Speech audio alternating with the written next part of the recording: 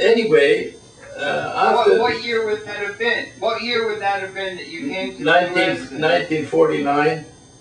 In 1949. Okay. And then the guy said, okay, we'll give you 18,000 a year if you come out and the thing. And I said, okay. My friend, he was laughing. He didn't believe it, you know. He didn't want to go, you know. And I came, and when he says we're going to California, I says, where is California? I had no idea. I says, is this in Hollywood or something like that, you know? Yeah, and this is how I came to the United States. And did you come here to pursue a course of study at that stage, or No, I got married to an American girl. I see. Okay. And I came this way in. And did you like Paula is a product. When you got here, or what? What? Say again? What was your attitude toward America when first you arrived, and how was it developed? How do you feel about the United States of America as your adopted country? I love the United States. I love, and I get really upset when people talk against the United States, because you people are trying to help everybody, and nobody, and they don't appreciate it. And it's like if you have a servant, he's jealous because you have money, and they would, you know, this is my attitude. I know about the liberals, what they're trying to do, but I'm sorry to hear that, you know.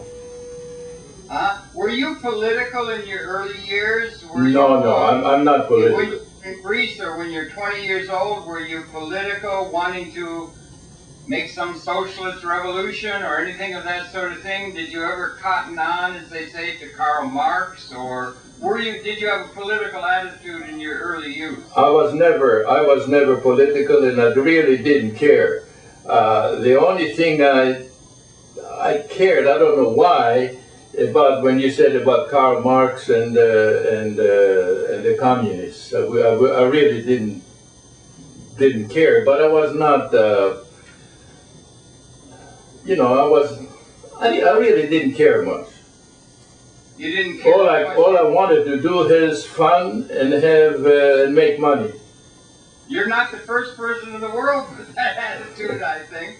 That's true. And America was a golden opportunity in the late 40s and 50s, with great opportunity for advancement by an individual that had some ambition and talent, right? I think it still is. I think it still is. You see all those people, in Afghanistan or in Iraq or the thing that talk about America, but everybody wants to come to America.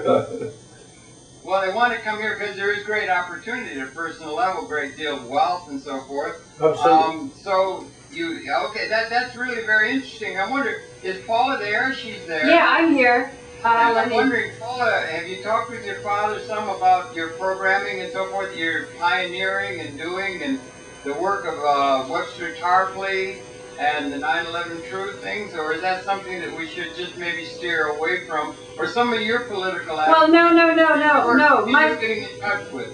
I mean, it just depends on how far down the rabbit hole you want to go. I mean, I think my father, when he was talking about how he left Athens during the First World War because he was giving intelligence to the British, so he was innocent. He didn't really care about things, but probably he found out from your father, right? No, I did care. We wanted to defeat the Germans. Definitely. Yeah, right. When we go back to that, I wonder, because you said at the start of this, I'm really curious about that you said at the beginning, or let's say coming out of the, that there was a great deal of sentiment in favor of what was become Nazi Germany, or Germany, and then as soon as the occupation started, that shifted very quickly among the population of Greece. What was the source of the positive attitude? I think you said 80% of the people in Greece were in favor of the Germans at the early stage. What was the source of that association with what was going on in 1930s and early 40s Germany? Well, I told you that a lot of influential people, professors or scientists or engineers and so, they did study in Germany. They did study. And another thing also, you have to understand that at the beginning, we didn't know anything about what happened to the Jews. We really didn't happen to the Jews. And as the war was proceeding and you saw how cruel, how things they were behaving towards the Jews, that has changed also the arrogance of the soldiers. Yes. It was awful, you know. Yes, if I may, they had an arrogance. There's a term, arrogance of power, and people tend to associate their political organization, their country or their race or something, in a superior position to other people, and that was part of the Aryan mythology. Was there anything directed at let's say, the Greeks, an Aryan arrogance toward the Greeks as a lesser people, as they had that view of themselves as a superior race, and they wanted to establish an Aryan dictatorship and so forth. Was that racial thing? No, I don't think it was racial. The Greeks were laughing at those things. They think it was a big joke. Well, they were. Yeah, they were laughing at that. That was that was a joke. For the baseball team or something. That's true. Of course, don't forget that the Greeks are the head of the...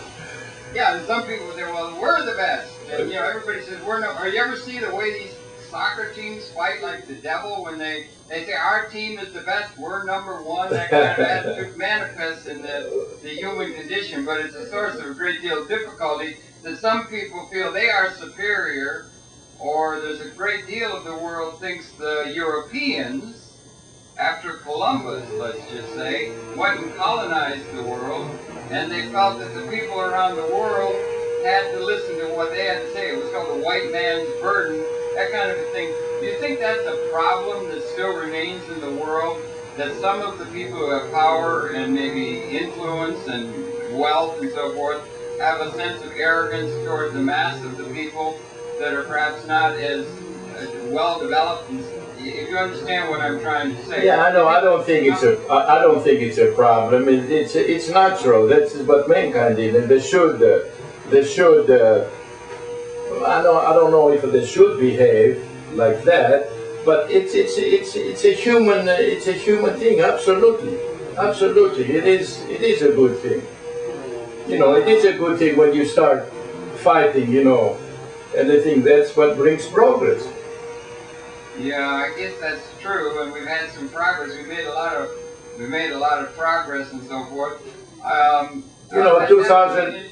You've had a very interesting life experience, yeah. 2,000 years ago, Jesus Christ tried to say peace and tried to. I don't have the word. Try to make us love each other. Try to make us, be more. But it didn't work.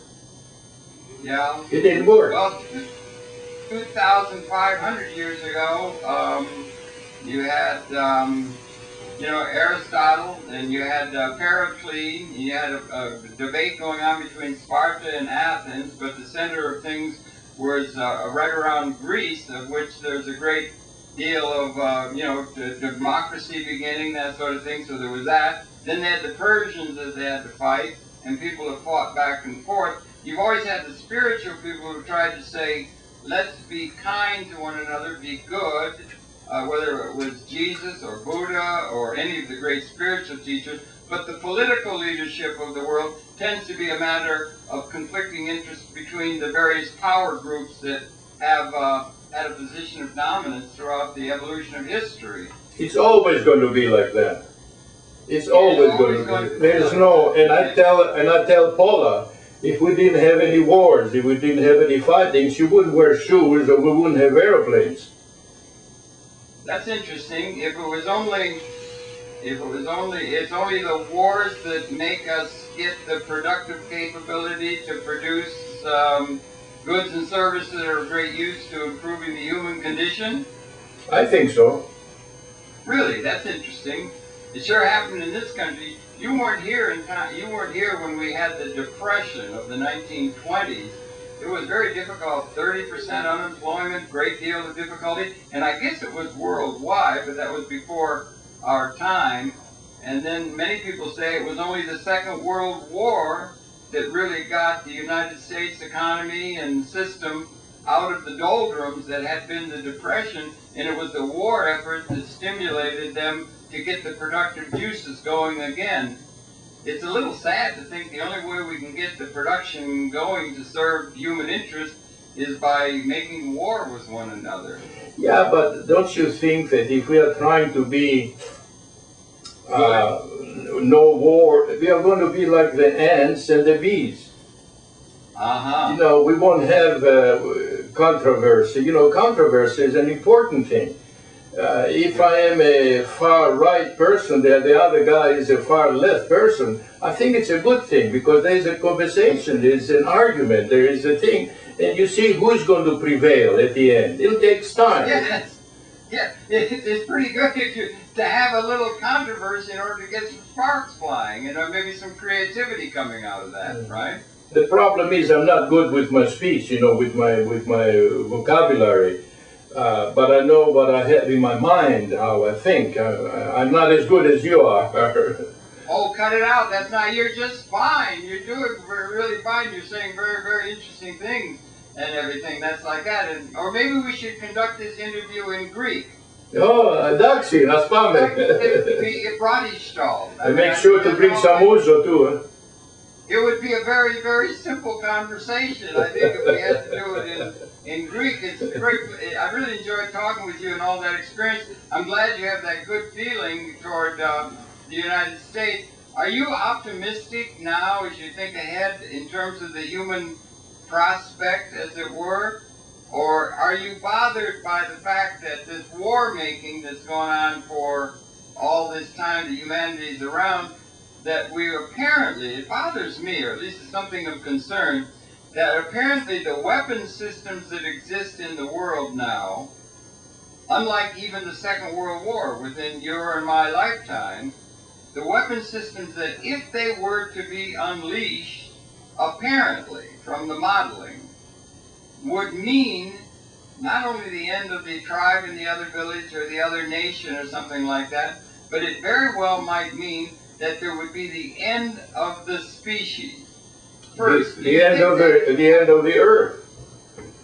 Well, whether it would be the end of life is another step along that line, but that we apparently have the capability now of destroying, and it could be set off by one person, a chain reaction of alliances and so forth, like the guns of August in 1917 or something, set off to where if it was unleashed, we have the capability to destroy the whole Homo sapiens species. First of all, do you think that's true?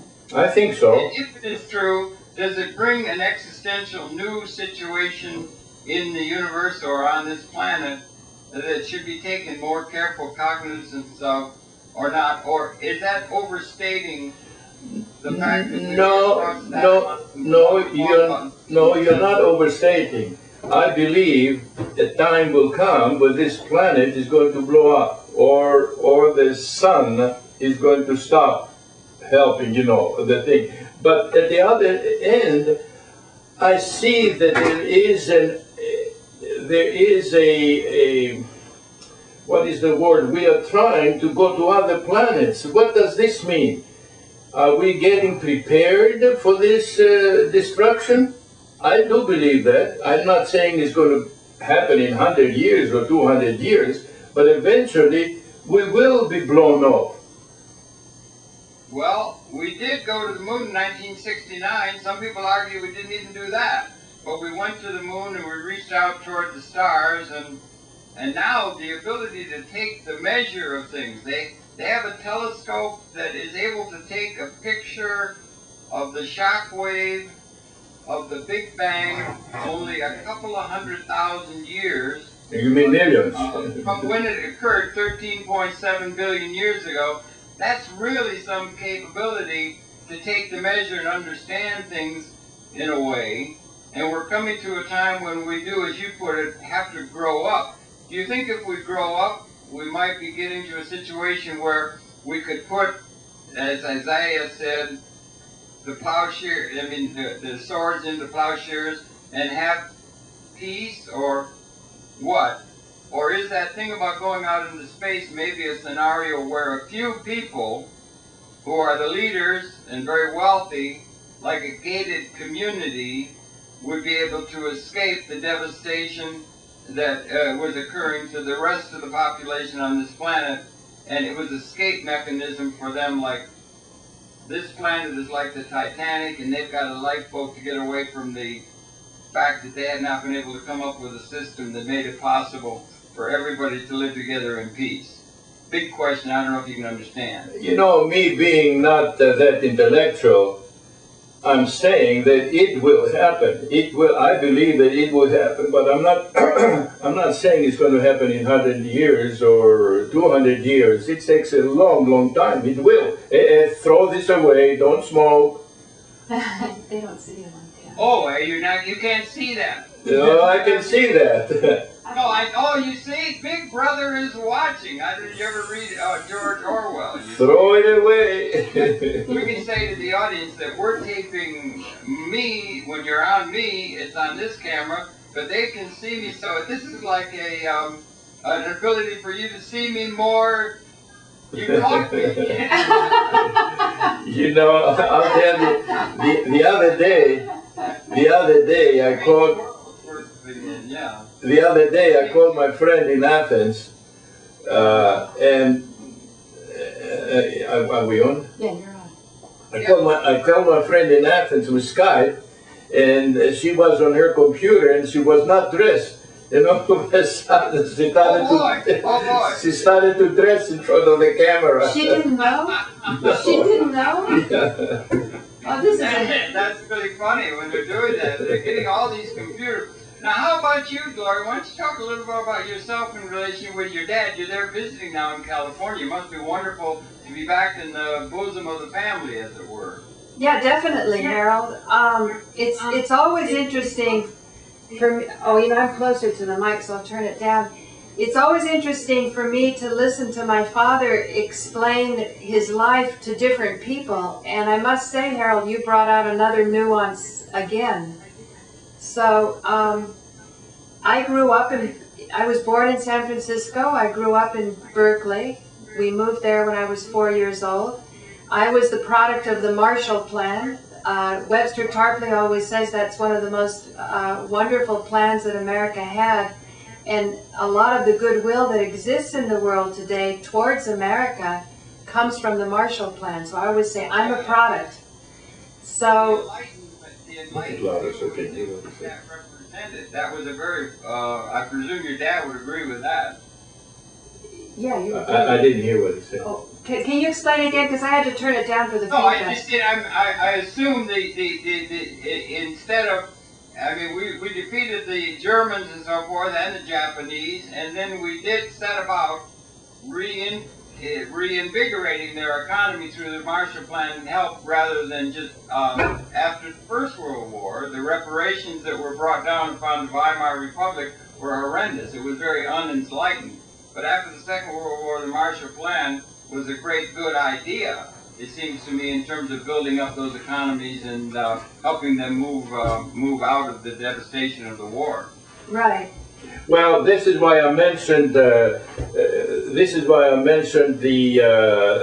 mosquito, the malaria project with the air. Yeah. That's the reason I mentioned. But they have done a lot of other things. Marshall Plan. It was, and then they talk about how bad America is. It's so sickening. Instead of saying thank you, you know, on the thing, look at what they do. Even in Greece today, they are against America. You know, a good deal, if I may.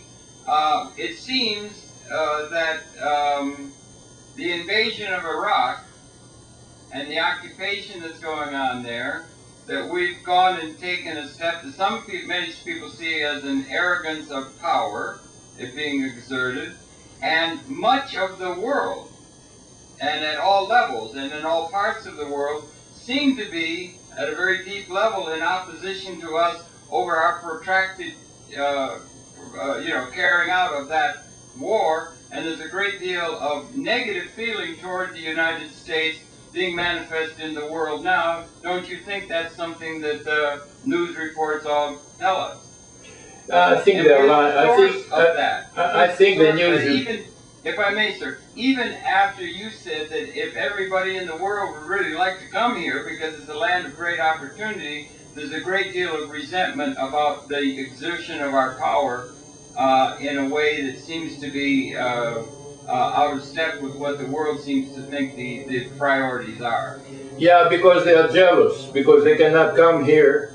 That is why they are feeling like that. They are trying to destroy us. But you know, Harold, probably in Germany, the Nazis who were arrogant to you probably felt that people were jealous of Germans. I mean, it could have been. But Harold, can I bring another angle? Harold, absolutely. Indirectly, my father was looking at my website and he said, "Why do you have this on the wall?" It was my reverse swastika, so-called reverse. And he told me something very interesting, which I'd never heard before about that. Yeah, I think this symbol, it was in Homer, I think, or so, during that period they had that symbol, but it is not a German, I mean, Hitler didn't invent that symbol. He copied from some Greeks. I don't know exactly, I forget. Was it Greek or was it Vedic? Greek or what? Vedic, I mean Hindu. Was it Hindu? No, I think it was, I think it was Greek. Is that an ancient Hindu symbol? I don't know, Paula might know that. Well, this is interesting because I only thought of Homer as something that's written in the books, you know, the Iliad and the Odyssey. So I don't know what the symbols are. The only thing I saw was in who is that rich oil guy down in L.A. who's died? He has his Getty. When I was at the Getty estate with my brother, embedded in the mosaic was the Greek key. And when you put two Greek keys over each other, it comes up with a running design of swastikas. Now Dean Lauren, as you know, is practically 100% Native American Indian, and he's, as many people say, it's an important symbol for the Native American Indians. But what I'm always looking for are universal principles of successful manifestation. I stuck in that successful because my dad was asking, who is this Harold Channer guy? Is he a liberal, you know, because of New York? I said, no. I like you. No, I said, Harold is not a liberal. It was very hard for me to explain to my father who you know, what you are, but I know when Let me tell you something, Paula, let me tell you a secret. It's hard for Harold Channer to understand who Harold Channer is. Right, right. But in any case, after listening to your interviews carefully, because a lot of people complain that you interrupt, but I feel this has been a wonderful exchange of ideas, nobody interrupting anybody. I learned by listening to you carefully that there is a lot of missing energy in the planet. And I think it's that missing energy that's interesting, like what you were saying, that we had a depression in the United States and it took World War II to get us out of it. Well, it's pretty apparent that the depression was caused by the pound sterling being devaluated. Because when I read a very careful analysis of that, Webster Tarpley did it, I remembered my grandmother telling me about currency that was so inflated in Greece that Germany. But even in Greece. And in Weimar, Germany, yeah. In Germany too. It worked with Hungary in 1956. Yeah, they say they were putting forth. I just saw a program. Larry Parks did yesterday. They had 10 trillion. Not a dollar, whatever their currency was. The inflation was so horrendous. 1956, worse than Weimar Republic. they were sweeping the streets. They were just sweeping the bills into the gutter or into the sewer system because they were so valueless. Yeah.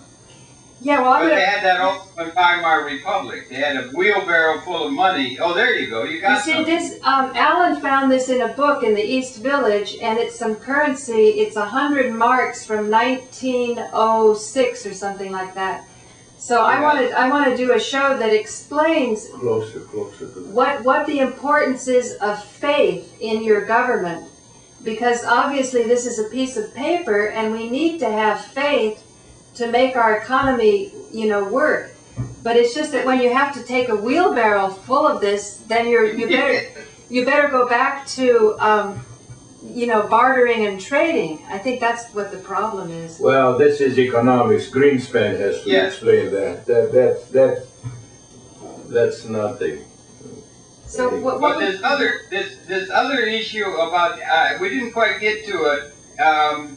The fact that on the destructive side, we have such Promethean capability now, unprecedented in anything we've had in history. Do you think we're at a time of some qualitative change required if we're going to avoid the kind of destruction that is so Promethean that it could mean the end of our whole species? And that transformation in our capability occurred during your and my lifetime. Well, And if there's a transformation, what is the positive averse side, or the other side, of that destructive capability that we might begin to identify in order to answer some of the ancient scourges, or provide to the world citizenry a world that would maybe be less likely to be motivated to start wars against one another?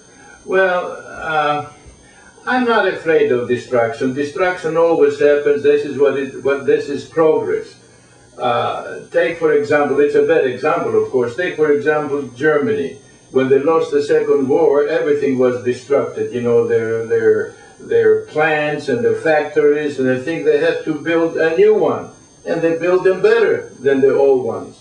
It's not the same thing as what you are trying to say, but why not destruction? It'll be destructive. But I think it's a lot. Harold? Yes, I'm here. Okay, I'm just thinking, I think what you're saying is that the positive side of the times that we're living in with the technological advances, and I must say my father is always the first one to jump on technology. He had the first... He had the first answering machine. Now I try to get him a little camera. He wants to go straight away to the hard drives. He doesn't want to fool around with these things that, you know, that we're trying to upgrade to. Right. But so when you think about it, when I look at a picture of my grandfather in his bakery truck, you know, in 1920, he couldn't have even imagined today how, you know, you should see this office of my father's. It's you know, all kinds of machinery here. So, but the other side of that is, I don't think it's 100 or 200 years when we could eliminate the species. What Harold always says is that the Romans maybe crucified hundreds of thousands of people. When you went into Rome, you would come and you would see people crucified. So you would be terrified to even question the Roman Empire. And yet Webster Tarpley says it was oligarchy that killed the Roman Empire.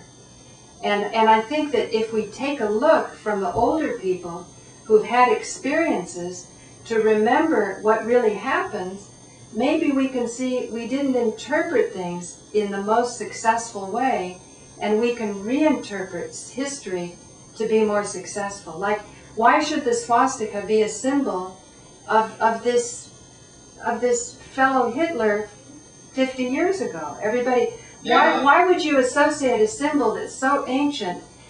And my father says coming from Homer, or I'm not sure if it comes from Homer. Don't say that too many times, because I'm not sure that it comes from Homer. But I know it came from ancient Greek somewhere. Well, from Greek, but I'm saying J. Paul Getty, they had a great love affair with Greek history, because you can see it, and Roman, you know, his estate is all done in the classical architecture. So, and even around Gramercy Park, I videotaped some little swastikas embedded in the tile work, and that was a time, you know, before World War II, and this fanaticism. Like, I think the soldier that hit my father in Athens was probably really whipped up on a superficial fanaticism about his self-worth as a blonde, blue-eyed German, as an Aryan. But it wasn't a very deep understanding about who he was in connection with all of humanity. That's stupidity. That was nothing.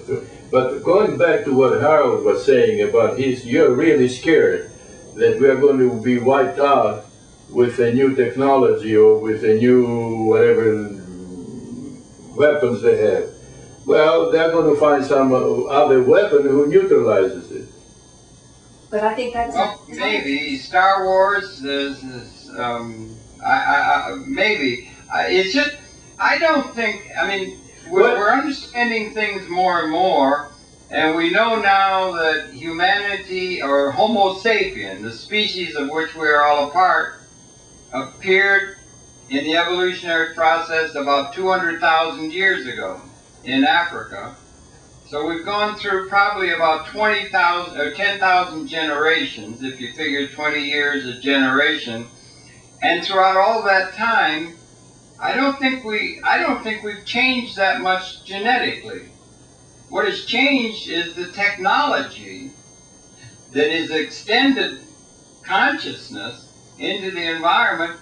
And we've now reached a point, you can remember the Second World War, we were trying as hard as we could to kill each other. We bombed Dresden, we firebombed Tokyo, ruthless decimation of huge populations and so forth. Or there was a documentary on that Mr. Burns has, Ken Burns had, when they dropped the bomb on Hiroshima, and then they dropped another one on Nagasaki. Those were the only two thermonuclear weapons that did exist. The enemy didn't know that. They thought there could be more. But it was a way to intimidate. And now that technology is built up to where if the system was set, we were impotent to destroy the whole species, the whole hominoid line, throughout 200,000 years. And we've crossed the line now where we've been so successful. And much of the technology has been driven by weaponry research. We're so successful now that if there was a miscalculation and it got set off, apparently, and it can only be modeled, but apparently there would not be a single individual human being left on the planet. I'm just saying that's a new reality that has not been characteristic of all of human history. Yeah, it's true, but what is your solution? What do you think? Yeah, the genetics... Don't interrupt. Okay. No, the only reason one would want to bring that up, it seems to me, the only reason you'd want to bring up that devastating truth, it should be brought up rather than denied, it's a new responsibility. So, but one would want to bring it up as a prod to get humanity to think, okay, that's a capability on the negative side of the technology. Now, if one looks at the positive side of the technology, because as the technology is destructive, it's also very much able to meet all human needs in a new way. Every day over the transom comes another revolution in nanotechnology and so forth, so that we may actually be transcending scarcity. That's what I think. I think we're transcending scarcity as a positive side of the technology, to where the things that people have been fighting over for all these times, where in order to get more grain for your people, you had to steal it from others, or whatever were the causes of conflict in a serious way, resulting in war. We may, the material reality of our capability at a capability level may have emerged in the technological development, and it never seems to be mentioned that the ontology or the reality has changed on the positive side of things, and it's never brought up. We only reify or reinstitute the old institutions that were formulated in a condition that has been fundamentally transformed by our own technological success. And I think that would be a good thing for our so-called leaders to once in a while bring up as a possibility, and it doesn't seem to ever come up, that we've transcended scarcity, if in fact we have. What do you think? Do you understand? If you can follow all of that. Or what? Harold, I've heard you have a positive capability that is equally existentially significant in terms of our providing life support for everybody and the ecology that has not been characteristic of history. Just as the destructive capability is there, the positive side is existentially and significantly as qualitatively different than all of human history. So you get a sense of the existential necessity to come up with an understanding of the reality in a new way. A new reality short of going to all the spiritual traditions and so forth. Yeah, if you can follow all that. He doesn't like spiritual traditions. Well, yeah, I have, I don't know how to answer this thing, but you are right. I agree what you say. Thank you. Yeah. I'm not... You think we could take care of the population of the world and the ecology in a new way without all of the devastation that's been characteristic of the Industrial Revolution and so forth? And that you could be, that a liberation might be coming from institutions that are outdated in terms of liberating the world population and the creatures and the ecology. Well, what do you mean? What do you mean? I cannot follow you. Well, I have a little hard time myself. It's just that if you think it through in a large context, if you think it through, we were at one time contained within the Australopithecine 4 or 5 million years ago. And then Homo sapien appeared. A new reflective consciousness appeared.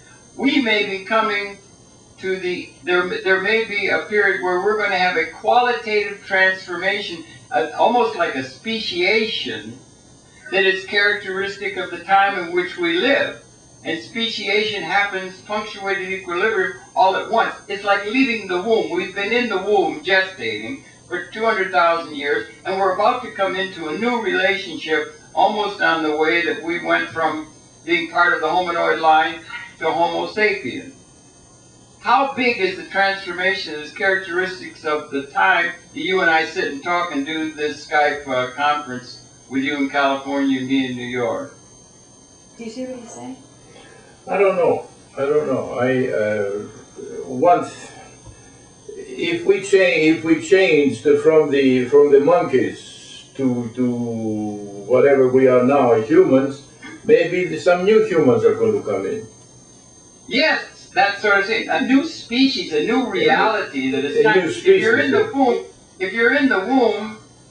the womb, you can't know what it is like to be outside the womb, beyond the womb. We're all caught up within a context that the Times call that the water's about to break, and we're about to come into a new liberated context that is not characteristic of history. The future requires us to reach a point of liberating the whole human spirit and so forth, and our leaders are all caught up with institutions that are outdated because that's the things that we've inherited out of history. Yeah, that's sure.